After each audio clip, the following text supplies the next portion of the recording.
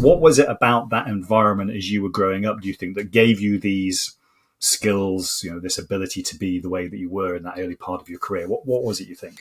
As a high-performing member of a team, unless you are a solo person, unless you're doing something that requires you alone, it's never about you. I think that's the trick. Whether you're a designer or whether you're a CTO or whatever, or CEO, it doesn't matter. It's never about you.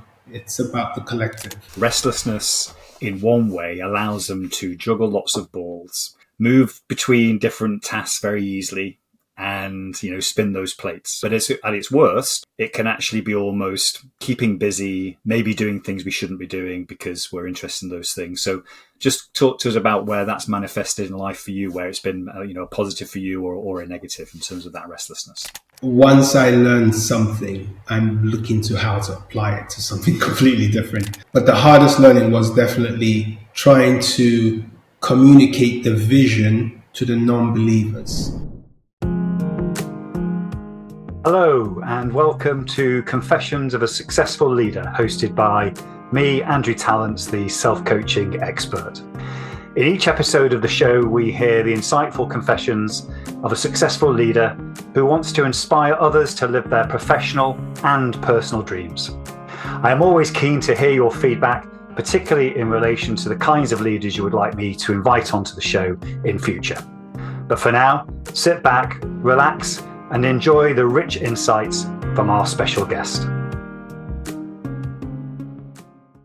Hello and welcome to another episode of Confessions of a Successful Leader, hosted by me, Andrew Tallents, the self-coaching expert.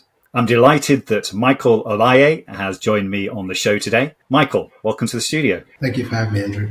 Great. Now, everyone who listens to this or watches this on YouTube knows we start with getting to know our guest, both professionally and personally. So just introduce the audience to yourself.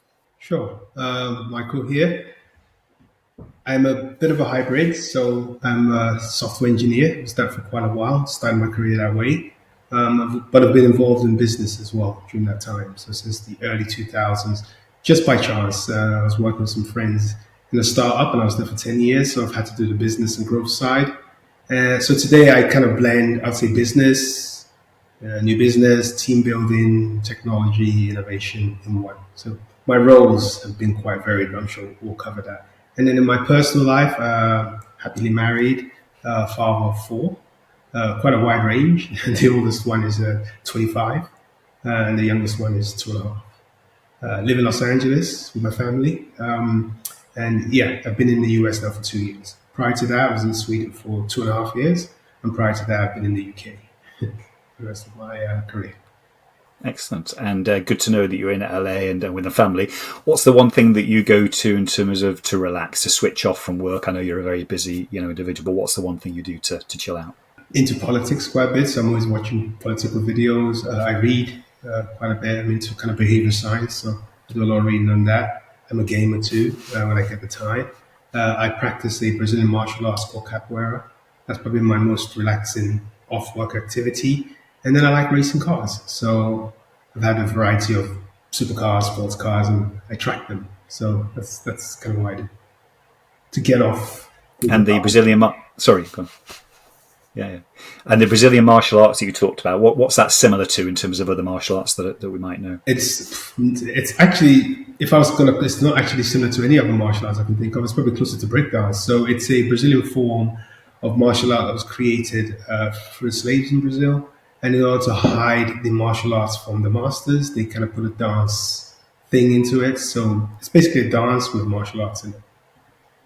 If you've ever played Tekken, the game, Eddie Gordo, it's that move. So it's pretty interesting. It's very good for core strength, good for flexibility, but then it's got all the taekwondo kicks in there as well, and breakdance moves in there. So keeps me young. Excellent. So, yeah, I was going to say that. Am I young enough still to go and try and practice that? Give it a go. It's worth it. I will.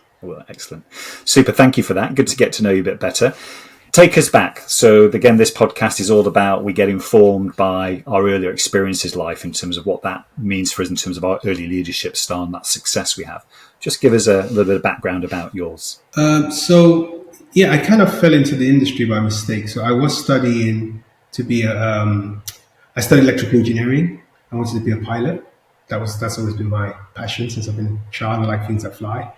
And I ended up picking up a book, I think it was 1996, called HTML for Dummies. And for some reason, I kind of read it like a normal novel. And I thought, wait, I'm going to try a few of the things in there. Can I build a web page? Can I make a text change color? And I just started doing that, just rudimentary. And then, yeah, it just spiraled basically. And in my third year of university, I decided that I didn't want to be a pilot anymore. I wanted to go into coding. So that's what I did. I didn't have any knowledge of the industry. I didn't know anyone in the industry. So what I actually did, this is way back. This is 1998 now. I actually built a website like Flash, which is like an old animation program. And then I took a piece of paper and I mapped out on that piece of paper every agency I could find in central London. And I basically mapped the train stations. And then I kind of woke up one morning, I think like 8 o'clock, bought a one-day travel card, and then just got on the train with my laptop. I knocked on doors. I had no prior appointments. I knocked on Glue Media, Deep End, Wieden and Kennedy, just knocked on doors. A lot of them, obviously, just a kid turning up said there's no one to talk to you. But 4 of those agencies, I actually managed to get as far as the receptionist. But on 2 of them, I actually got to talk to the creative director. So the one I remember fondly is Wieden and Kennedy. And the creative director, I cannot remember his name. He looked at my CV and he kind of said, well, this is okay, but it's not quite good enough. Let me show you what kind of standards we're looking for. And he actually took me into the studio and sat me down for about half an hour with one of the designers. And it was amazing to see the actual quality of the work. It kind of benchmarked for me in my head what I needed to get to. So I went back, did some more research and learning for another kind of 6 months, and then did it again. And this time I was lucky enough to meet a creative director in a company called Hyperlink, which was right next to Stringfellows, actually, in Covent Garden.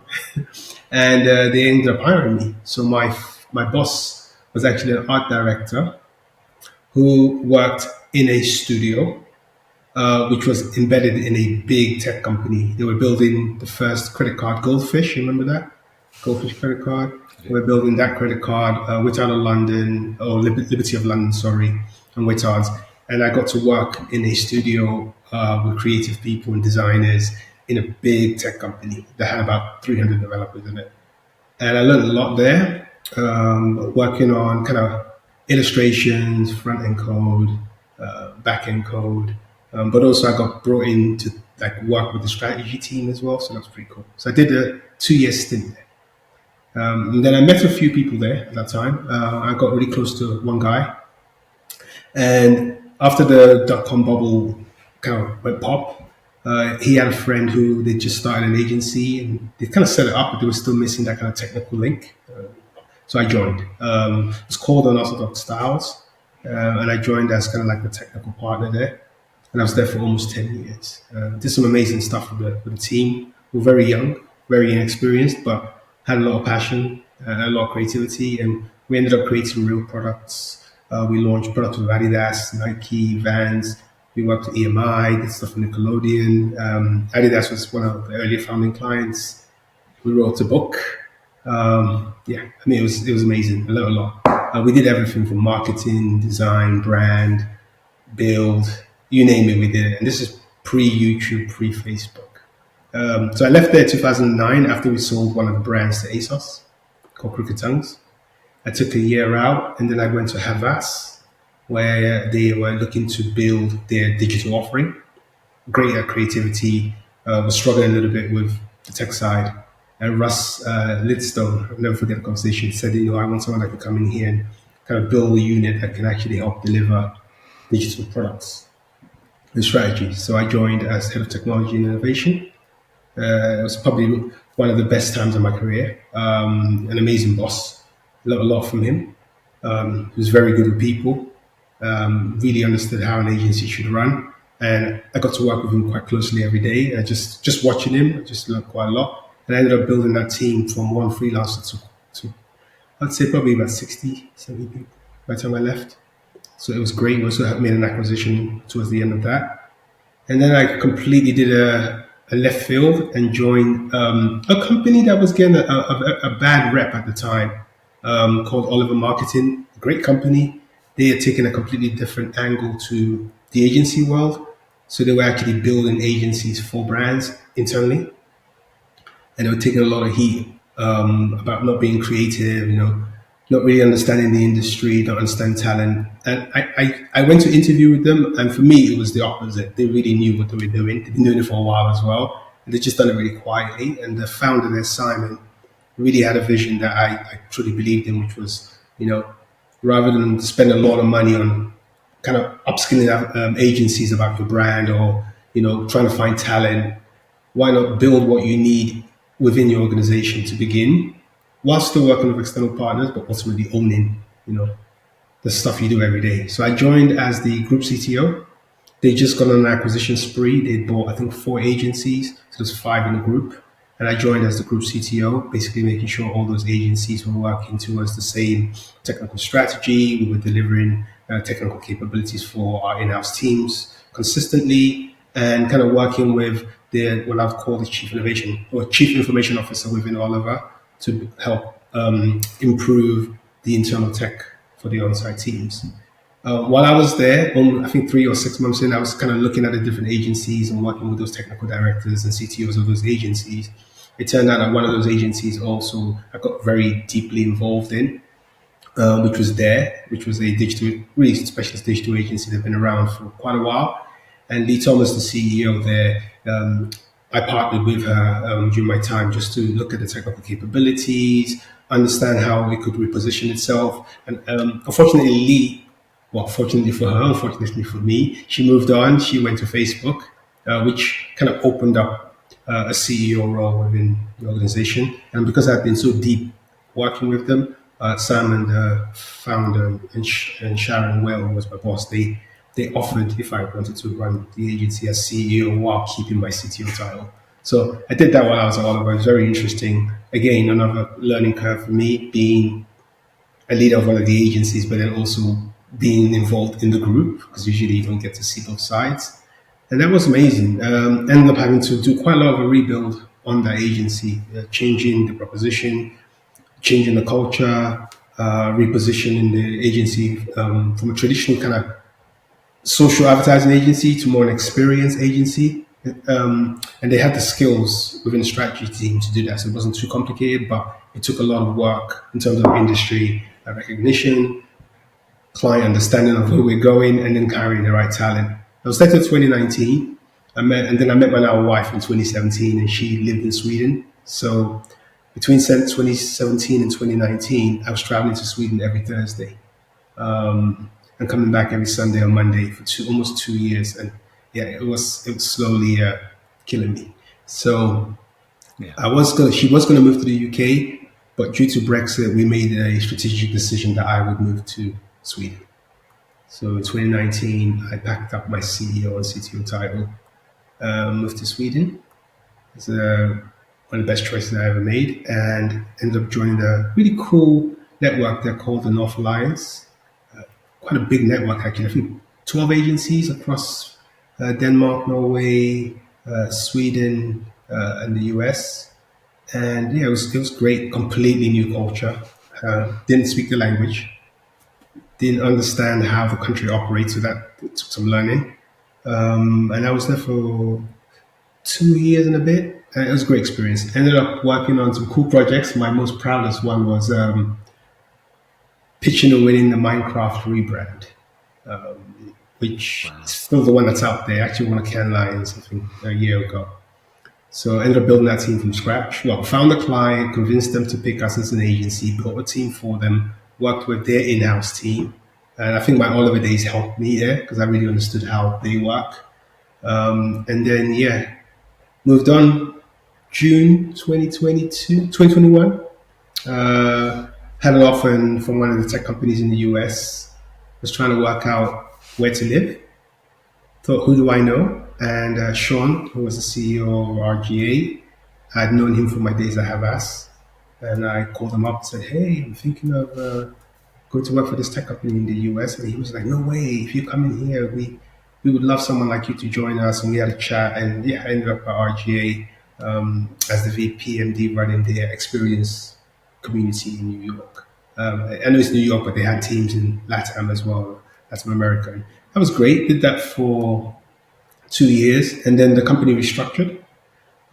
Sean moved on somewhere else, and then I took on a new position of strategy and innovation.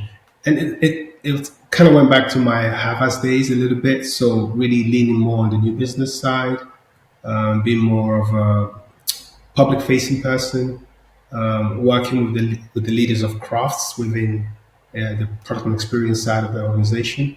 And yeah, been doing that up until today's my last day. Until I go into my new adventure, which I'm really looking forward to. And I can't say too much what that is yet, but I think this will be an exciting one. And I know the role I've taken on now is much closer to my CEO role that I did between 2016 and 2019. So I'm looking forward to that. So it's managing a team, people, a region of the United States, managing quite senior people running really amazing accounts. And it leans very much back into that tech world. So looking forward to that. And that's me. Sorry, I know that was a long ramble. No, thank you. It gives us really great context for me to probe a little bit in some of those areas if I can. But before we do that, what I've heard from you in terms of the thread throughout the career is, the drive, the tenacity in terms of, knocking on the doors. That takes a lot of stamina, as well. And then that sort of relationship between the tech and then moving into a general management role where relationships are, even more important. So I've seen that thread. So if we go back to your earlier system that you were involved in terms of your family system, what was it about that environment as you were growing up, do you think, that gave you these skills, this ability to be the way that you were in that early part of your career? What was it, you think? I think I get my entrepreneurship from my mom. So when I was growing up, my mom's always been a woman that can take something and take nothing and turn it into something, basically. So as I was growing up, she's run like 3-4 businesses at the same time. She was traveling the world. She was taking us to places that most kids would want to go, would wish to go to, and I think that just kind of very early exposed me to just the world, basically. Spent a lot of time traveling on holidays with her, and also understanding, like, seeing how she managed like the multiple businesses she had. So that's pretty cool. And I think I picked up or inherited some of that. So I'm quite restless. I like to be busy. I like to be working with people. But also at the same time, I like to take time to think for myself, just to understand, how things operate. And then I think, just as a child, I've always been really curious. It's just something that's been inside of me. And most of my family thought I would be an artist for some reason, because my gift from God is the fact that I can draw like really well. I can paint, water paint. I can do pencil paint. I did have an art collection that I had been drawing. Yeah, 19 years I've been doing it, but I got burgled, and the burglars took about 19 years worth of artwork. So that I haven't actually drawn since then. So my wife in 2018 actually bought me a painter's set for my birthday, and I haven't opened it. And it's one of the things that I need to overcome, but actually, because I have a psychological block. Because losing 19 years worth of drawings and paintings, and I'm into comic books. I took all my comic books and all that. I think they left just my bed with the springs, and that was it. They took everything else: the mattress, toothpaste, a whole lot. So I think that gift of curiosity, and combined with the nature's gift of artistry, really helped me in my early career in the Flash director design phase. Most people don't know I actually won Micromedia Designer of the Month, I think, in like 1999 or something, and I wasn't even a designer, I was a coder. So yeah. Now, interesting. Talk to us a little bit about the restlessness. I work with a lot of leaders where restlessness in one way allows them to juggle lots of balls, move between different tasks very easily, and spin those plates. But at its worst, it can actually be almost keeping busy, maybe doing things we shouldn't be doing because we're interested in those things. So just talk to us about where that's manifested in life for you, where it's been a positive for you or a negative in terms of that restlessness. So the positive is definitely the fact that once I learn something, I'm looking to how to apply it to something completely different. Like I will learn a process or get taught a process on how you deliver, I don't know, a website, how do you deliver a creative piece of work. And while most people are thinking about using that skill on that, my head has gone somewhere else. My head is like, okay, if that's how they nailed it in the creative and delivery space, how would it work in finance? How would it work in your business? And I'm trying to work out where to find that connectivity. And that restlessness, I think, is what helped me learn to code because I'm self-taught.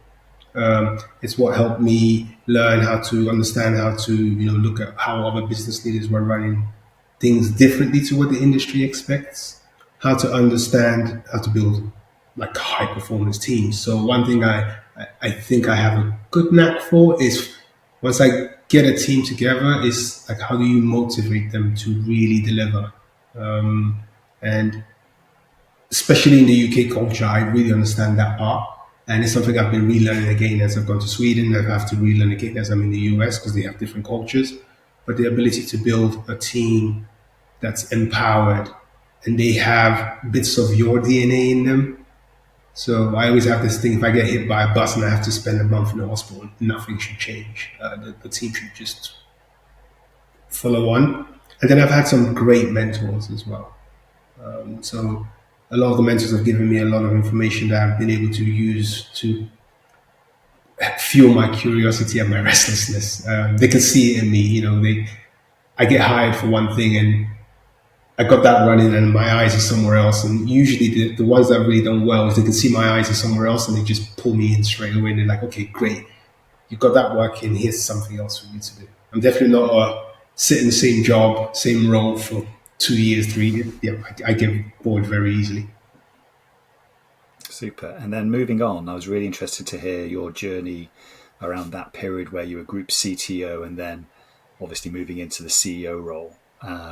And doing both those at the same time. Just talk to us a little bit about the challenges there, because obviously the CTO you were very well versed in, you were technically expert and competent, and suddenly in the general management CEO role, yeah, you understood the industry, but actually it's really people relationships, isn't it? In very different functional areas as well. So just talk to us a bit more about the challenges of doing both those roles at the same time. It was challenging. I've always built teams that sat in design and technology.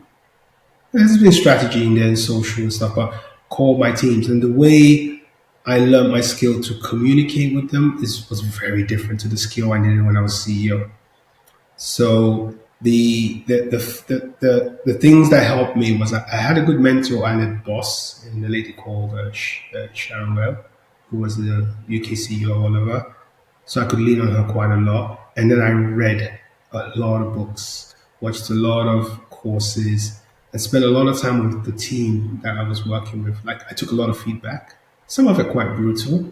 It took me a while to adjust, but I got into it quite quickly. And once I understood, I also hired a company that mapped the agency culture of what it was. Because what I didn't want to do was I didn't want to change my core values for the role, if that makes any sense. Because a lot of leaders change their core values when they get a bigger salary. It's just, I don't know why it's like that. I didn't want to do that. So I brought a company in called Brands with Values who kind of mapped my character, persona, values, whatever, with my leadership persona, values, and then the company, and then the holding company as well. And that was pretty good. But the hardest learning was definitely trying to communicate the vision to the non-believers. That was the hardest part. And part of that process meant removing some of those non-believers from the organization. But some of it meant also trying to not convert, but convince people who had their heart in the agency and wanted it to do good, but just couldn't grasp where we were going and needed some assistance. So I spent a lot of time on that. It's interesting what you say about you're very well read, and it's interesting when you're moving into that new role away from your technical competence area. What was the one thing that you thought, actually, yeah, this is fantastic that you read about, and then when you tried it in the business, it just didn't work? I think being able to read the intentions of people that you want to put in your leadership is the thing that I thought when you read about it, it sounds easy. It sounds like, yeah, just meet someone or meet someone you've worked with before or someone that's been successful somewhere else and then just have a chat and then they come in and that didn't quite work out how I thought. Both internally with the leaders that were there, not all of them, very small percentage, but also people who I'd worked with previously and also people who I brought in. Some of the things I thought would happen just wouldn't. Like trying to bring someone who's been very successful somewhere else, has a vision, and then they just completely culture clash. Not with the agency, but with me or with other leadership people. And then I have to spend a lot of time away from the business goals, trying to manage individuals. So I would say that took a chunk of time actually, both at Havas, but also at Dare. There's a couple of months where you focus very much on, as a CEO, very much on making sure that the team is in sync. Like there's some successful people on the team, but that doesn't mean the agency is going to do very well. You need to make sure the whole team is being successful so that they can drive each other and then you can go up a level. There's no point in one or two or three or click going really well and then everybody else is kind of lagging behind. And there was a lot of new, I don't want to call it culture because they had an amazing culture already. There was a lot of new enablement programs I tried to bring in with my leadership team to avoid me making those mistakes again. But definitely that was some of the mistakes I made. I brought some people in, and some people were there already that I put a lot of trust in, and they just didn't have the best intentions for their team. They were just more interested in what they could get. And as a CEO, you hear it a lot, but you don't realize until you are a CEO, the buck stops with you. It's a very lonely place, and there's a lot of people trying to take advantage. There's a lot of people saying what you want to hear without any intention of actually supporting you or the business or their teams. They just see a path for themselves and they follow it and they do whatever they need to do. So I learned that very quickly, the hard way. And you're probably the same. Many people I work with who go into CEO roles for the first time, they usually underestimate the amount of almost amplification of everything that they do. So the smallest thing they say, the decisions they make, suddenly it's all up there in the spotlight. Whereas before we've got into the CEO roles, sometimes, they're not as top line in some of the decisions. So I'm really interested in your own approach to self-regulation, Michael. So if we think about conscious leadership as a context, which is what you're talking about there, about bringing things into the organization as a CEO from a conscious perspective, as opposed to subconsciously reacting to things around us and sometimes having negative feelings about that driving our responses. How do you now maintain that conscious decision-making muscle as opposed to just reacting to the things that are going on around you? It's still a learning process. I don't think I've nailed it. I think the way I try to take the time out now to think, I think in my youngest days, I was much more reactive. Even in my earlier days of CEO, I was very reactive. I could get quite heated under the collar very quickly. And say what I think, because as a developer, that's kind of what you do. It's black or white. You see something and you say as it is. You don't mess around because you've got to deliver a product. And I think when you're dealing, especially with creatives, with design, with strategy, you need to understand the way other people see things. So I might not agree with something, but I try to go away and then if I talk to the person I don't agree with, or try to work out what I need to say. But yes, amplification, body gesture, signs you make, or things you don't say I actually thought as a CEO, the things I didn't say were more impactful than the things I did say.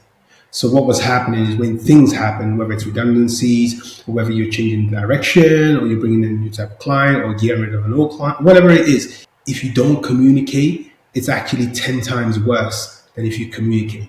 Like bad news is better than no news. So that I would say is the number one thing that I learned across the whole business. And also, to be fair with clients as well, I learned that very quickly. Because as a CEO, it's on you, and you got to You got to take the bad stuff and fix it, and you have to share the praise. That was the motto I had. So when things go good, I shared it with everyone. When things go bad, I try to take, me and the direct leadership try to take that heat, but we communicate. You can't please everyone as CEO. You're always going to have people that say, "Yeah, I could have done it this way," and he doesn't know what he's doing. I could have done his job better. I've heard it all. Espionage, sabotage, the whole thing. I've seen it. But ultimately, my approach when I was running Havas and when I was CEO there was to lean very close to my ally. So I always make sure I have an ally when I'm leading. It could be 2 or 3 people, it could be one person. And I confide in that person what I'm thinking, and I take information and feedback from that person or group of people. And I've been lucky enough in my career to have always had those sort of people to lean on inside of the organization. Thank you. And what I'm also learning through this conversation is that a lot of your success is because you've taken advantage of the opportunities that have been presented to you, even though it's about new countries, new opportunities.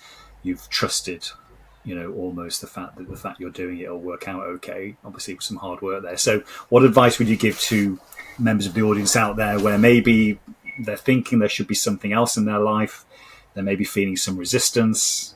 We've all experienced it before in terms of maybe that self-doubt. What advice would you give to them in terms of how they can take their life forward? I think everyone's situation is different. It's a hard one because I think for me, I had my son at 21, 22, so very early. And there was a lot of people saying, you can't do this, you can't do that, you can't change jobs, you can't, there was always that you can't, why would you do that? And I think the education system and society has kind of drilled into people's heads that, you got to stay in your safe lane. We have a joke that we say, no one ever gets fired for being safe. It's just how it is. I think I take a different approach. I think you create your own opportunity, right? So if you have a conversation with someone or you see someone has a challenge and you have an opinion that's a positive one, share it. That's how I see it. Doesn't matter if that person's a cleaner or if they're like the global CEO of a $3 billion company. It doesn't matter. What's the worst that can happen? And you'd be surprised when you share your thinking. Don't ramble on, obviously, but share your thinking. It can open doors. And then the other thing I would say is try to learn all the time. Like if you're a pro in what you do in your company or in your industry, and you still have an urge to keep going, try to look for something that isn't in your comfy zone, and see if it's something that you would want to do. Whether that's moving country, whether that's moving from an advertising agency to a digital agency, or from a digital agency to a product tech company. It doesn't matter. If you think that you can succeed, give it a go. People say, but I got a mortgage and I got children. Yeah, of course. I'm not saying be reckless, but you can make calculated moves. And always, if that doesn't work, you can always fall back to the thing that people know you do really well. So for me, that's what I've done. I go in somewhere and yes, I want to do my job amazingly well, but I'm not going to that company because I want to succeed. I'm going to that company because I want that company to succeed. Because when that company succeeds, I succeed. That's kind of how I see it. So if you think like that, then most things get less scary. I think if you think about yourself only, then it becomes like, it's those values, right? Like, what do you have to do to get to the top? So if you're doing what you have to do to get to the top and you're relying on people and yourself and your knowledge and your experience, then it shouldn't be as scary as if you're just like, it's just me and I'm going to crush everything in front of me and I'm like the best and all that stuff. Then yeah, I can see when you watch someone fall from grace, it might freak you out because they didn't have that support around them that they needed. Everybody fails. I've failed a lot. I fail it all the time. But I don't let that get in my way. The failure is not the problem. The problem is once I fail, what do I learn and how do I use that next time? And I'm not going to say how do I use that not to fail next time because I'm going to fail again. Or how do I use that to be better at my job next time? Thank you. And I know that you can't tell us too much about the new opportunity. I'm sure you will when you can. But in relation to that and the next, say, 3 to 5 years, I'm just going to finish off by asking you what is left yet for you in terms of the inner work. So the work we do on ourselves, you've been talking about that a little bit today as well. What are you going to be focusing on for the next 5 years or so that's still yet to be done for you? Still learning to regulate emotions. I'm quite an emotional person. Still learning, especially now, now I understand like four different cultures. I'm African from my, mom and dad's side. So understanding how I am wearing many faces when you're working in a country that is not your native country and doesn't speak your native language. It's a double whammy of a task. That's not the case anymore. I'm now working in a country that does speak the language I understand, but it's a different culture. So, and America is huge. Like the East Coast is completely different from the West Coast. It's completely different from Mid and South. So now, what I'm working on, what I'm going to be working on, is the teams I'm going to work with starting next week are everywhere. And the teams I've been working on since I joined the RGA were also everywhere. And I learned a lot from working with people in Latin America, Australia. So I'm going to be learning, and I think that's kind of what I'll continue to work on. And then for me personally, I think working on patience, some things I just have to do slower, and some things I have to follow other people's pace. So I'll keep working on that and keep reading. Got a couple of recommendations from a mentor quite a lot. And even in the US, that was the first thing I did, is just try to find people who I who could mentor me and who I could mentor. And I've been lucky enough to have Bob Greenberg as my mentor since I've been in the US, the founder of RGA. I've learned a lot from him. But I've also been mentoring maybe, I think, like 8 or 9 people.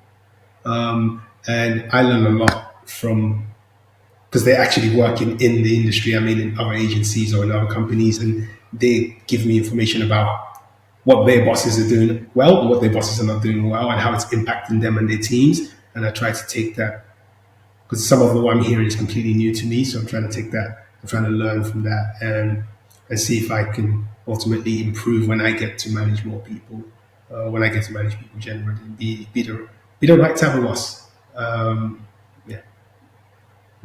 Thanks, Michael. Well, I really appreciate you sharing your story with us today. I'm sure that the audience out there that are both listening to this and watching this as well have learned a great deal, and hopefully take something from your story that resonates with them about how they can seek opportunity when they're feeling as though there's something else yet to give, and know that actually they're already enough, in terms of being able to service that, whatever it is. So I really appreciate you coming on to the show. Thank you. Definitely, definitely. I mean, can I leave with one statement, because I think this is really important. This was someone told me, so I would like to share it.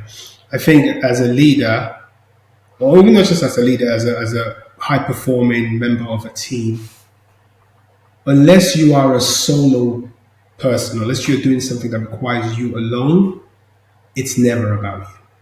I think that's the trick. Whether you're a designer or whether you're a CTO or whatever, or CEO, it doesn't matter. It's never about you. It's about the collective.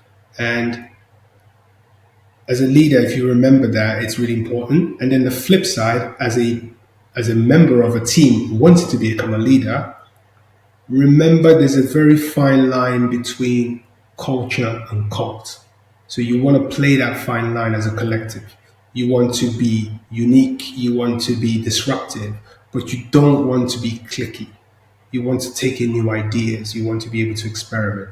So as long as you have those two and they come together, a leader that understands the people and understands how culture plays a role, and a bunch of people who create the culture, but understand how that ladders up to what the leadership vision is, then both sides win.